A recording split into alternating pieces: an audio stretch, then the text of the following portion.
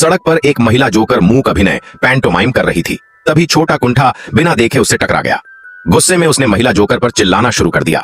महिला ने शांत होकर कहा, आप पहले रास्ता पार कर लीजिए। लेकिन छोटा कुंठा मानने को तैयार नहीं था। वह लगातार बहस करता रहा। अचानक एक अजीब घटना हुई। महिला का जोकर वाला गुण छोटा कुंठा पर आ गया। छोटा कुंठा डर के मारे चिल्लाना चाहता था, लेकिन उसकी आवाज ही नहीं निकल रही थी। महिला जोकर मुस्कुराते हुए वहां से चली गई। छोटा कुंठा गुस्से से पागल हो गया और आगे बढ़ने की कोशिश की, लेकिन तभी उसके सामने एक अदृश्य दीवार आ गई। उसकी नजरों में वह दीवार मोटी लाल ईंटों की दीवार बन गई थी। छोटा कुंठा ने उस दीवार को पार करने के लिए पूरी ताकत लगाई, लेकिन दीवार हिलने लगी। जब उसने पीछे की ओर भागने की कोशिश की तो दीवार ने उसे चारों तरफ से घेर लिया और धीरे धीरे दबाने लगी। घबराए हुए छोटा कुंठा ने पास में एक सीढ़ी देखी और तेजी से उस पर चढ़ने लगा। लेकिन जैसे ही वह ऊपर पहुंचा, उसने महसूस किया कि यह एक माया जाल था। सीढ़ी अचानक हिलने लगी और छोटा कुंठा नीचे गिर गया। गिरते ही उसकी हालत और खराब हो गई, लेकिन वह दर्द में चिल्ला भी नहीं सका।